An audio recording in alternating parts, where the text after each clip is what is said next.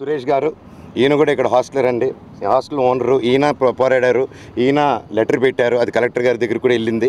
దయచేసి ఒకసారి ఆయనకి వినండి ఏం జరిగిందో ఒకసారి మాట్లాడండి. యాక్చువల్గా చెప్పాలంటే మోహన్ బాబు గారు మాకు దేవుడండి.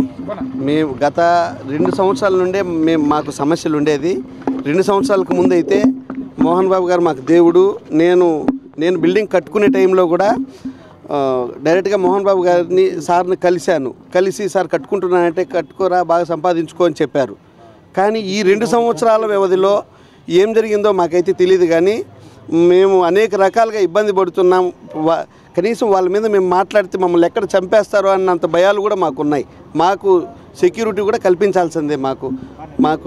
మాకు ప్రాణహాని కూడా అని చెప్పుకోవాలి మా పరిస్థితులు. ఇప్పుడు ఎవరు వాళ్ళ మీద బయటపడి ఎవరు చెప్పలేము.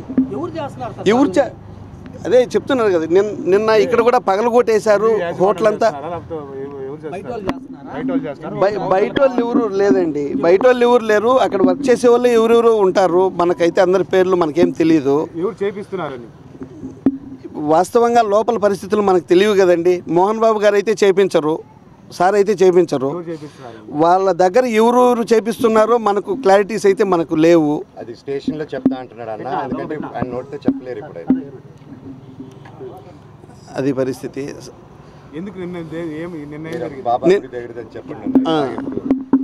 యాక్చువల్గా మనకు 2 సంవత్సరాల నుంటే మేము ఈ విధంగా ఇబ్బంది పడతాండి. 2 సంవత్సరాలకు ముందు అయితే లేదు.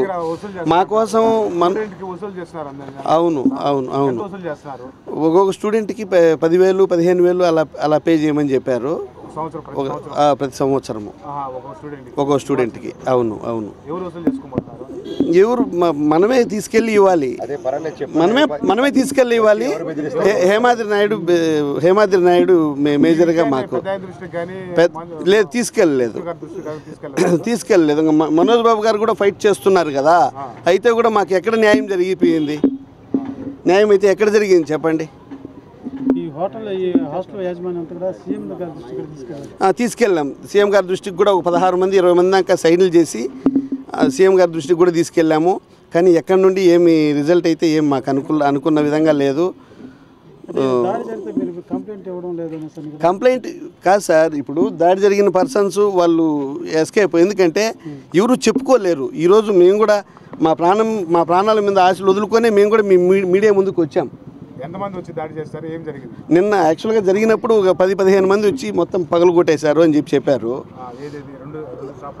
హోటల్ లోపల ఇలా జరిగింది. యాక్చువల్గా దీని ఓనర్ ఒక గ్లాసు ఏదో టేబుల్ పగిలిపోయిందంట కింద పడి. వాడు ఏదో ఆవేశంలో ఒకవేళ తప్పు మాట్లాడినా కూడా వాడిని మోహన్ బాబు గారు పిలిపించి అక్కడ 4 దెబ్బలు కొట్టి కూడా వదిలేయచ్చు కదా. కానీ వాళ్ళ బతుకును వాళ్ళ భవిష్యత్తును నాశనం చేస్తే ఎంతవరకు అది సమంజసం? అది వాళ్ళ జీవితాలను నాశనం చేసే విధంగా చేయడంలో చేసుకోలేకుండానే ఉన్నాం, చేసుకోలేం కూడా. ఈరోజు ఇంత జరిగింది కదా. ఎవరు ఇప్పుడు కనీసం 10 మంది కొడతా అంటే కూడా ఒక్కరు కూడా బయట వచ్చి చెప్పలేని పరిస్థితి కదా. ఎవరు సపోర్ట్ ఎవరు పోయారు? ఎవరు పోలేం. మేమంతా మాకు బౌన్సర్లు లేరు, మాకు బాడీ గార్డులు లేరు. మా బతుకులు మేము బతకాల. నిద్ర లేచినప్పటి నుండి ఈవినింగ్ వరకు మాకు ఏదో పనులు అవి ఇవి, పిల్లలకు భోజనాలు అవి ఇవి ఉంటాయి. ఆ సైన్లు పెట్టుకుని చెప్పాను. మా హైదరాబాద్ గొడవ అయింది వెంటనే అడిగి విషయం నేను ఎత్తిన వెంటనే అడిగారు, వచ్చి ఏం చేశారు చెప్పండి. తర్వాత అందరి దగ్గర కూడా సైన్లు చేయించుకొని చేయించారు. చెప్పండి, ధైర్యంగా చెప్పండి మీరు. అదే హేమాద్రి నాయుడు వీళ్ళంతా కలిసి అందరి దగ్గర చవరాలు చేయించుకొని మేమేం తీసుకోవట్లేదని కూడా అన్ని హాస్టల్ ఓనర్స్ దగ్గర కూడా సైన్లు తీసుకొని మళ్ళీ పేపర్లో పబ్లిష్ చేయడం జరిగింది. ఎవరు? మేము ఆ రోజు రాలేము, ఈరోజు రాలేము. ఈరోజు ఏదో మనోజ్ బాబు వస్తే చూస్తామని వచ్చాము.